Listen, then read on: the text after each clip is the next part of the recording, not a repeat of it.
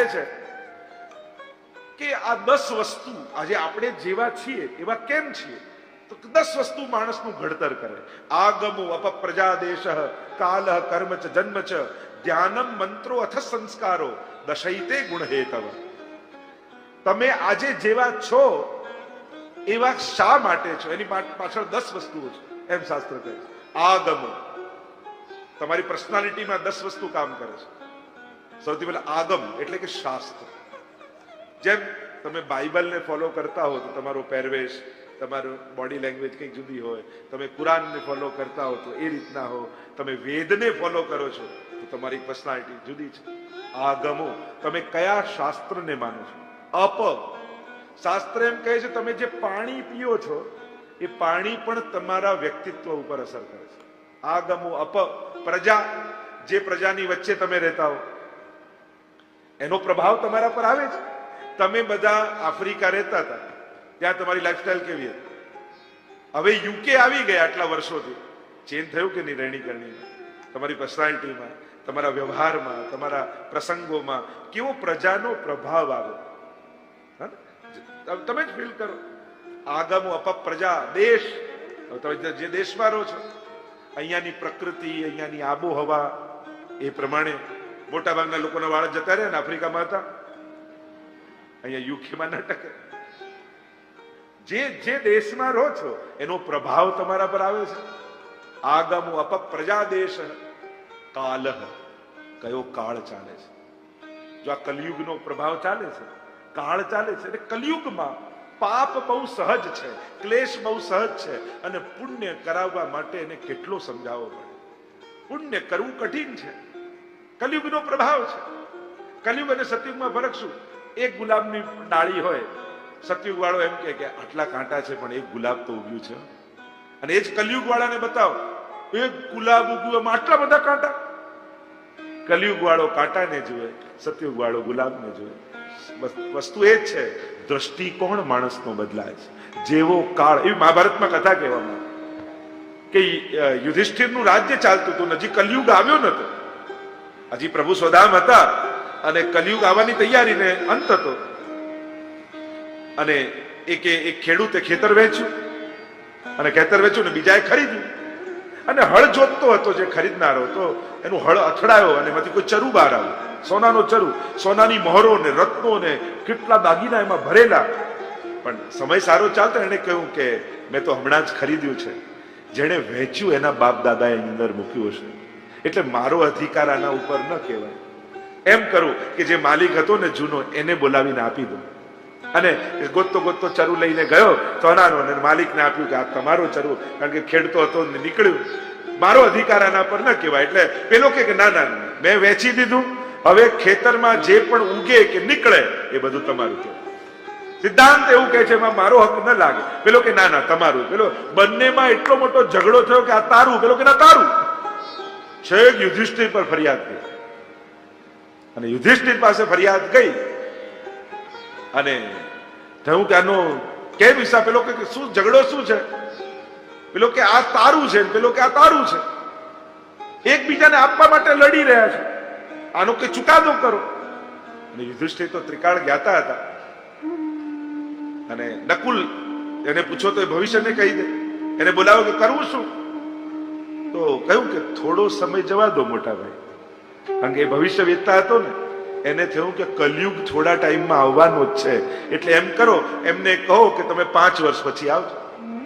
અને અહીંયા પ્રભુ સ્વધામ પધારી ગયા, કલયુગે પ્રવેશ કર્યો ને 5 વર્ષ થયા ને પેલા આવ્યા, ઘરમાં બેઠા હતા, અને કહ્યું કે બસ હવે તારીખ નક્કી આવી છે. એટલામાં જેને વેચી દીધું તું એની વહુએ કહ્યું કે તમે રહ્યા ભોળા ના ભોળા, જે આવે બધા તમને છેતરી જાય. હસવામાં કહેતા ને કે પેલા પતિ ને પત્નીએ કહ્યું કે તમને તો બધા જ છેતરી જાય છે. તો પતિએ કહ્યું શરૂઆત તારી બાએ જ કરી છે. બંને પક્ષે જો, એક પક્ષે ના લેતા પાછા. તો આ તમે તો ભોળા ના ભોળા, જે હોય છેતરી. તમે તમારું હતું ને આવે છે સામેથી, છોડો છો શા માટે? આપણી 7 પેઢી તરી જશે, અને ક્યાંક તમારા બાપ દાદાએ મૂક્યું હશે તો જ નીકળ્યું ને, તમે જ અધિકારી કહેવાઓ. તો વાત તો સાચી છે, ચાલો એને જઈને કહીએ. અને બંને પતિ પત્ની આવ્યા અને કહેવા લાગ્યા, પેલું તમે એમ કહેતા હતા ને કે અમારો અધિકાર, તો તમારા આગ્રહ ને માન આપી અમને એમ લાગ્યું કે લાવ લઈ લઈએ. ત્યારે પેલા ખેડૂતે કહ્યું, કયો ચરુ, શેની વાત કરો છો, મને તો કઈ યાદ નથી. અને પાછો ઝઘડો થયો, અને એવો ઝઘડો થયો કે ફરિયાદ ગઈ યુધિષ્ઠિર પાસે. કહ્યું કે હજી ઝઘડો છો? કે ના ના, હવે બદલાઈ ગયું છે. પેલો કે મારો છે, પેલો કે મારો છે. યુધિષ્ઠિર કે હવે બધું બરાબર છે. કલયુગ આવ્યો એટલે બુદ્ધિ ફરી. તો આગમો અપપ્રજાદેશ કાલ, કાળ પ્રભાવ નાખે છે. આ કાળ બહુ જ ભક્તિને સપોર્ટ કરનારો નથી, અને એટલા માટે જેને ભક્તિ કરવી હશે ને, એ ક્યાંક એને કાળને સાથે સંઘર્ષ કરવો પડશે. તમે ભક્તિ કરવા લાગો એટલે બધા કઈ અનુકૂળ ને મદદે નહીં આવી જાય, ક્યાંક તમારે રસ્તા શોધવા પડશે. પણ જેની જોડે કૃષ્ણ હોય, કાળ પણ એના શરણે આવી જતો હોય છે. તો કૃષ્ણ ભક્તાન ન બાધતે, એટલે જ કહ્યું કલા કાલ કરાલ, પણ કૃષ્ણ ભક્તાન ન બાધતે. શિક્ષાપત્ર મારી રહી કે આ કલયુગ બહુ કરાલ છે, પણ કૃષ્ણ ભક્તોને બાંધી શકતો નથી. કાલ કર્મ, તમે જે ધંધો કરતા હો ને, એ પણ તમારા વ્યક્તિત્વ ઉપર અસર કરે. દરેકનો એક આપણે કહીએ ને, જેમ જેમ જુદા જુદા, એમ ડોક્ટર હોય તો જુદા દેખાઈ જાય, સીએ હોય તો જુદા દેખાય, વકીલ હોય એ રીતે બિઝનેસમાં પણ જુદા, એની પર્સનાલિટી જુદી લાગે. તમને એમ લાગે કે ચોક્કસ આ જ ફિલ્ડમાં હશે. કર્મ છે, જન્મ છે, તમારો કયા કુળમાં જન્મ થયો છે, એ પૂર્વજોના સંસ્કારો પણ તમારી સાથે આવે છે. કારણ કે જ્યાં જન્મ થયો છે પણ બહુ મહત્વ. અથ સંસ્કારો, અને છેલ્લે કહ્યું હવે આપેલા સંસ્કારો એ પણ તમારા વ્યક્તિત્વ ઉપર પ્રભાવ નાખે છે. કારણ કે કદાચ બાળપણમાં વડીલોનું કહ્યું ન માન્યા હો, પણ જયારે તમારે બાળક થાય અને એને સંસ્કાર આપવાના આવે ને, તો મમ્મી પપ્પા જે કહેતા એ બધું યાદ આવે. પપ્પા આમ કહેતા, મમ્મી આમ કહેતા. કારણ કે હવે સંસ્કાર આપવાના છે. આપેલા સંસ્કારો વ્યક્તિત્વ ઉપર પ્રભાવ પાડતા હોય. તો આ 10 વસ્તુ માણસનું ઘડતર કરે. એની વાત તો સહજા દોષ, જન્મની સાથે પેદા થયેલા દોષ. હવે તમે આ કુળમાં છો તો શું તમે ભક્તિ ના કરી શકો, સેવા ના કરી શકો? તમે આ જ્ઞાતિમાં પેદા થયા તો તમે સેવા ના કરી શકો? તમને આ દેહ મળ્યો. મહાપ્રભુજી તો સ્ત્રી શુદ્રાદુદ્ધતિ ક્ષમા, સ્ત્રીઓને શુદ્રોનો ઉદ્ધાર. જેને એ સમયમાં કોઈ મંદિરમાં જવા ન દેતું, સ્ત્રીઓને અધિકાર ના આપતા, અને મહાપ્રભુજીએ કૃપા કરી એના ખોળામાં લાલન પધરાવી એને યશોદાજીનું સુખ આપી દીધું. કે જેને મંદિરમાં નહોતા જવા દેતા, એના ઘરને મહાપ્રભુજીએ નંદાલય બનાવ્યું. એના ઘરમાં ખેલતા કરતા. આ કૃપા મહાપ્રભુજીએ કરી. તો આમ ઘણી બધી ચર્ચાઓ. તો સહજા. બીજું દેશ કાલોત્થા, દેશ અને કાળના દોષ. હવે શાસ્ત્રોમાં ઘણી બધી વાતો કહી છે, પણ આ દેશ કાળ એવો છે, જો ઘણી વસ્તુઓ આ દેશમાં રહીને તમે ન પાલન કરી શકો. ઘણી વસ્તુઓ આ કલયુગમાં સંભવ નથી. દેશ કાળ દ્રવ્ય કરતા કર્મ અને મંત્ર, 6 વસ્તુની શુદ્ધિ જોઈએ, એ સંભવ નથી. તો શું કરવું? તો શું આપણે આપણી ભક્તિ ફલિત નહીં થાય? આપણે સેવા કરવાને યોગ્ય નહીં રહીએ? એના બ્રહ્મ સમન લીધું છે તો પ્રભુ તારા આ દોષોને પણ ક્ષમા કરી દેશે. દેશ કાલ, લોકવેદ નિરૂપિતા, વેદ અને નીતિ અને સ્મૃતિ ગ્રંથોમાં વર્ણિત જે આ શાસ્ત્ર આજ્ઞાઓ છે. હવે ઘણી વેદની એવી બધી મર્યાદાઓ છે, અને તમે મનુસ્મૃતિ ને ધર્મ સિંધુ, નિર્ણય સિંધુ, આ બધા ગ્રંથો જુઓ, એમાં સવારે ઉઠો અને રાતના સુઈ જાઓ ત્યાં સુધીના નિયમો છે. અને કદાચ જો ખોલીને વાંચો ને તો તમને ચક્કર આવવા લાગે કે આ બધું લંડનમાં કરવું કઈ રીતે. જે દેશકાળ અને લોકવેદ નિરૂપિતા, વેદમાં અને સ્મૃતિમાં જે આજ્ઞાઓ છે એ આજે પ્રેક્ટિકલ બધું પોસિબલ નથી. થાય એટલું આપણે કોશિશ કરીએ છીએ કે કેમ કરીને આ બધી જે અમુક આચાર વિચાર વ્યવસ્થાઓ, અમુક નિયમો જે શાસ્ત્રોએ બતાવ્યા છે કે આ જીવે કરવા જ જોઈએ. 5 હિંસા થાય છે તો 5 યજ્ઞો કરવા જોઈએ. હવે આપણે ક્યાં કરવા જવાના અહીંયા રહીને? તો શું કરવું? શું આપણી યોગ્યતા નહીં રહે? તો કે ના, બ્રહ્મ સમન લઈને શરણાગત થયો છે તો આ દોષ તારો નિવૃત્ત થશે. સહજા દેશ કાલોત્થા, લોકવેદ નિરૂપિતા, સંયોગ જ. એટલે કે બુદ્ધિપૂર્વક થતા દોષ, સંયોગથી થતા દોષ. ઘણી વાર ખબર હોય કે આ ન કરાય, છતાંય થાય. આ બુદ્ધિ માણસને પાપ તરફે પ્રેરી જાય. બુદ્ધિ તો અનેક પ્રકારથી પોતાના કેવલ સ્વાર્થનું વિચારતી આ બુદ્ધિ ઘણાનું નુકસાન પહોંચાડતી હોય છે. આવા સંયોગ જ દોષ. અને 5મું કહ્યું સ્પર્શજા, સ્પર્શથી થરાના દોષ. અત્યારે તો કોઈને એમ કહો દૂર રહેજો, અડતા નહીં, તો એને અપમાન જેવું લાગે. અત્યારે તો અને પુષ્ટિ માર્ગ માટે તો એવી લોકોને ઇમ્પ્રેશન થઈ ગયું છે કે અડાય નહીં, જવાય નહીં, ખવાય નહીં, એ જ પુષ્ટિ માર્ગ. તો બધું નેગેટિવિટી એટલી ઘૂસી ગઈ છે. તો ઘણીવાર અમે પણ કોઈ નવો વ્યક્તિ આવે ને અપ્રસમાં હોઈએ, સેવામાં જવાનું હોય, પણ એમ થાય કે અડી ગયો વાંધો નહીં, બીજી વાર નાહી લઈશું, પણ અડતા નહીં એવું કેવું નથી. કારણ કે લોકોને એવી ધારણા બેસી જાય છે. તો ઠાકોરજીમાં પવિત્રતા રાખવી આપણે બધા જ જાણીએ છીએ. પ્રભુ પરમ પવિત્ર છે, પરમ પાયસ છે, પવિત્ર છે. તો દેવો ભૂત્વા દેવમ યજેત એવી શાસ્ત્રોમાં આજ્ઞા છે કે દેવ થઈને દેવને ભજો. તમે જેને ભજો છો એવા થાવ. એટલે જોજો મહાદેવજીને ભજનારા હોય ને એ રાખ ભભૂત લગાડે, ત્રિપુંડ કરે અને વાઘાંબર પહેરે. એટલે દેવ થઈને દેવને ભજવાનું. માતાજીની ઉપાસના કરનાર ચુંદડી ઓળે, નથ પહેરે ને કુંડળ માટે ચાંદલો કરે. કારણ કે માતાજી જેવા થઈને માતાજીને ભજે. એમ ઠાકોરજીના ઉપાસક હોય તો વિષ્ણુની જેમ ધોતી, બંડી, તિલક માથે, ચતુર્ભુજ છે એટલે શંખ, ચક્ર, ગદા, પદ્મ એવા 4 આયુધના ચિહ્નો લગાડે અને એવા થઈને એમને ભજે.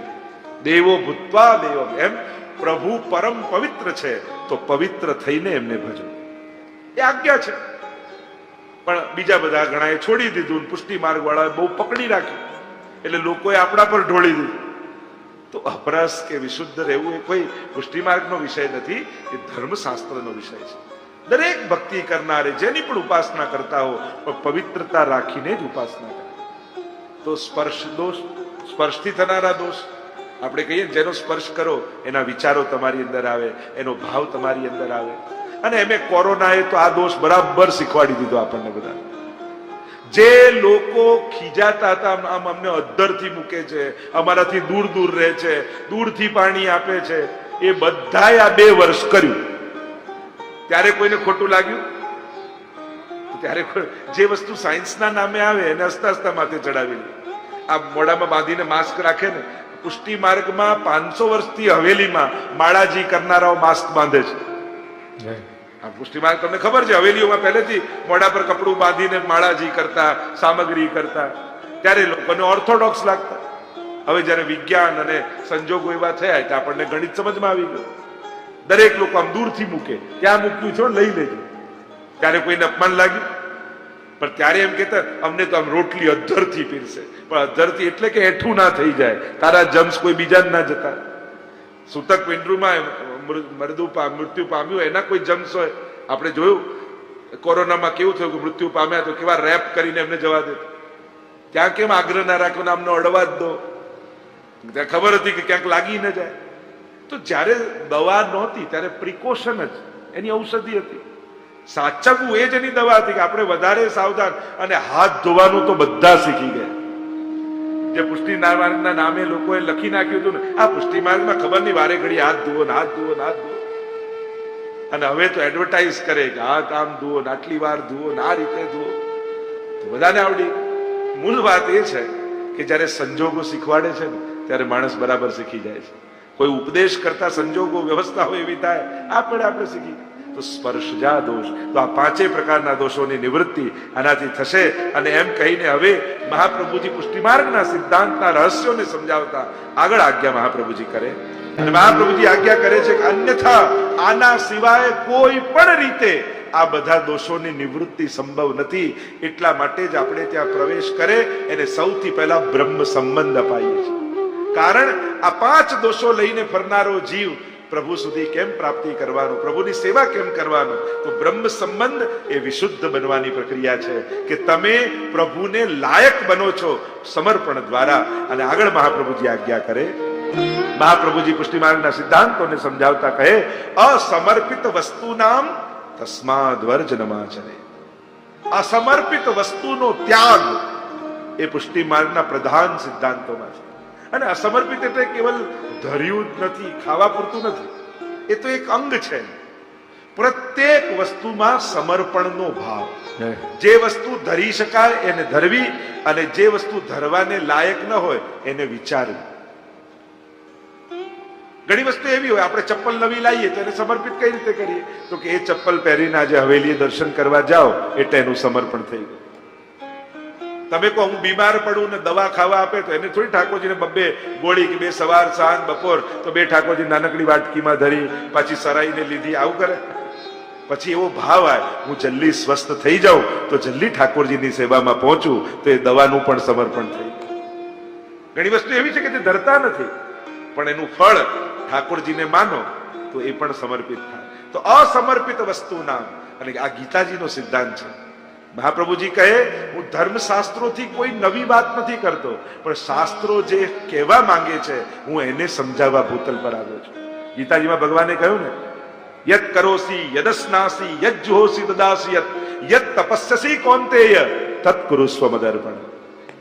તું જે કરે છે, તું જે હોમે છે, તું જે ખાય છે એ બધું જ મને અર્પણ કર. ઘણી વાર લોકો આમ પેલું ટેરો લઈને આમ થાળ ગાય કે આ ધર્યું છે, આ ધર્યું છે. ઠાકોરજીને થાય આજે તો લોટરી લાગી આટલી વસ્તુ, પણ જ્યાં ટેરો ખસે જુએ તો ખાલી મિશ્રી સાકરિયા સિંગ જ હોય. થાળ ગાવાનો ન હોય, થાળ ધરવાનો હોય. હવે કોઈ મહેમાન તમારા ઘરે આવે અને આ મેન્યુ વાંચો, દાળ છે, ભાત છે, બે શાક, કઠોળ, રોટલી પૂરી બંને છે, કદાચ તમને ના પચે, સલાડ, આમ આખી લિસ્ટ વાંચે અને અડધો કલાક પેલો કે આ વાંચે એના કરતા એક ચા તો પીવડાવો. એમ ઠાકોરજી આગળ શું ભોગ ધર્યો બોલવાનું ન હોય, ધરવાનું. પુષ્ટિ માર્ગમાં તો અસમર્પિત વસ્તુ નામ તસ્માદ વર્જનમાચરે, બધું પ્રભુને ધરીને લેવું. સર્વ સમર્પણમ પુષ્ટિ માર્ગમાં સિદ્ધાંત છે. અને ઘણા આપણા વડીલો ઠાકોરજીને ધરીને, લોકો એની નિંદા કરે, જો ને આ મોટા ભગત થઈ ગયા, અમારા ઘરનું નથી લેતા, અમારે ત્યાં નથી લેતા એ કારણ નથી. મહાપ્રભુજીના સિદ્ધાંતને એ જીવી રહ્યા છે, ગીતાજીના સિદ્ધાંતને જીવી રહ્યા છે કે અસમર્પિત હોય એટલે કે પ્રભુને જે ન ધર્યું હોય એ મારાથી ન લેવાય. આ એનો સિદ્ધાંત છે. અને આ તો આધ્યાત્મિક જગતની યાત્રા છે. અને કોઈ વ્યક્તિ આગળ જઈ રહ્યો છે તો તમે એની નિંદા કરી શું કરવા? પાપ માથે વરો છો. આપણે ન કરી શકતા હોઈએ પણ જે કરતા હોય એનો આદર કરો. ઘણા ધર્મના નિયમો એવા છે, બહુ અઘરા છે, આખી સહેલું છે. આનાથી મોટા થઈ જવાતું, તમે થઈ જાઓ, તમે પાડી લો. કેટલું કઠિન છે. એક પ્રકારનું આ તપ છે કે પોતાના મોં, ચોક, સ્વાદ આ બધું જ છોડી મારા પ્રભુને ધરીને લઈશ. આ એક નિયમ તપ છે વૈષ્ણવ. અને કોઈ પાળતું હોય તો એની કોઈ નિંદા ન કરતા, એને સપોર્ટ કરજો. સાહેબ કે અમે નથી કરી શકતા, તમે કરો છો ને, અમારી કોઈ પણ મદદની જરૂર હોય તો અમને કહેજો. પણ ખબર નહીં લોકોને લોકોના નિયમો તોડાવવામાં શું મજા આવે છે. બીજે ભલે ના, અમારે ત્યાં તો જમવું જ. બહુ જમાડવાનો શોખ છે તો અડધી દુનિયા ભૂખે મરે જ, એને જમાડો, પણ એને નથી ખવડાવવા. આપણને તો એનો નિયમ જ તોડાવવો કે આણે નિયમ કેમ લીધો. બીજાના ધર્મ તોડાવવામાં શું મજા આપણને આવે. જે કરે છે એને સહાયક થાવ, એને સપોર્ટ કરો. આટલી મેચ્યોરિટી તો સમાજમાં હોવી જોઈએ ને કે કોઈ વ્યક્તિ પોતાના ભક્તિ માર્ગમાં, પોતાના જીવનમાં આગળ વધતું હોય, એ કોઈ બી ધર્મનો હોય, એ જૈન હોય તો એના ઉપવાસ કરતા હોય, યા એ વૈષ્ણવ હોય ને એની એકાદશી, યા એના સર્વ સમર્પણના સિદ્ધાંત, એને પોતાના આધ્યાત્મિક માર્ગનો કોઈ સંકલ્પ કર્યો છે તો એનું સન્માન કરો, એની નિંદા ક્યારે ન કરો. એમાં ક્યાંય કોઈ નાનું મોટું નથી થઈ જવાનું, પણ એ કરી રહ્યો છે તેને આદર આપો. અસમર્પિત વસ્તુ નામ તસ્માદ વર્જનમાચરે, અસમર્પિત વસ્તુનો ત્યાગ. આપણે તો પુષ્ટિ માર્ગ રીત, કપડા પણ નવા લાવીએ ને, ઠાકોરજીનું ચિત્ર હોય ને નડાડીએ, યા એ નવા કપડા પહેરીને પેલા ભગવત દર્શન કરીએ. વસ્તુ જમવાની, ભોજનની તો વસ્તુનું છે જ, પણ દરેક વસ્તુનો સિદ્ધાંત છે. કાર પણ નવી લો ને, તેમ કરજો, તમારા લાલનને ઝાંપીજીમાં પધરાવજો અને પહેલો આંટો ઠાકોરજીને મરાવજો. મારા ઠાકોરજીને મેં પધરાવીને મારી કારને સમર્પિત કરી. યા એ કાર ઘરે ઠાકોરજી ન હોય તો એ કારમાં સૌથી પહેલા ભગવત દર્શન કરવા શ્રીનાથ ધામમાં આવજો, હવેલીમાં દર્શન કરો. આ નિયમો, આપણી પ્રણાલિકા છે, આપણી પરંપરા છે. અને કેવલ પુષ્ટિ માર્ગની નહીં, ગીતાજીમાં ભગવાને સર્વ સમર્પણનો સિદ્ધાંત બતાવ્યો છે, અસમર્પિત. અને ત્યાં સુધીનું કહ્યું કે જે મારા ઠાકોરજીને ન ધરી શકું એ મારાથી કેમ લેવાય. ગોકુલનાથજીના પ્રસંગમાં આવે છે ને કે પ્રશ્ન કર્યો કે તાદૃશી વૈષ્ણવ કોને કહેવાય. અને ગોકુલનાથજી એક સમય આવશે ને ત્યારે તમને બતાવીશ. એકવાર ગોકુલનાથજીનો ઉત્સવ હતો, બધા જ વૈષ્ણવ પ્રસાદની પંગતમાં બેઠા હતા, પાતળમાં પ્રસાદ લેવા માટે. અને એક વૈષ્ણવ સામે પ્રસાદની પાતળ છે ને ચોધાર આંસુએ રડે છે. આજુબાજુના વૈષ્ણવે સમજાવ્યું કે આવો સુંદર ઉત્સવનો દિવસ, આવો સુંદર મહાપ્રસાદ સામે પડ્યો છે, રડો ને રડીને અમંગલ કેમ કરો છો? શું તકલીફ છે? અને પેલો રડે જાય, રડે. પેલા વૈષ્ણવે બહુ સમજાવ્યા પણ માન્યા નહીં, એટલે ફરિયાદ કરી ગોકુલનાથજીને કે જયરાજ આપ જ આવીને સમજાવો ને, આમને બાકી તો સમજમાં આવતું નથી. અને ગોકુલનાથજી આવ્યા. પેલા વૈષ્ણવને કહ્યું તું ઉભો થા, તારાથી નહીં લેવાય, તું ઘરે જતો. અને પેલો તો રાજીનો રેડ થઈ ગયો. અરે કૃપા કરી દીધી મારા ઉપર, આપે તો ખૂબ મોટી કૃપા કરી. અને રાજી થતો થતો ઘરે ગયો. હવે પેલા આજુબાજુ જે વૈષ્ણવ હતા એમને શંકા ગઈ, ગોકુલનાથજી તો આટલા દયાળુ ને કૃપાળુ, પેલા વૈષ્ણવને સમજાવવો જોઈએ, પ્રસાદ લેવડાવવો જોઈએ. આમ ઉભો કરીને મોકલી દીધો ને પેલો રાજી થતો થતો જતો રહ્યો. સમજમાં ના આવી. ચાલો પેલા વૈષ્ણવને જઈને મળીએ ને પૂછીએ થયું શું. શોધતા શોધતા આવ્યા એક નાનકડું તૂટેલું ફૂટેલું એક ઓરડાનું ઝૂંપડું. બંને વૈષ્ણવને થયું કે અહીંયા રહે છે, આયા છે તો પૂછીને તો જઈએ.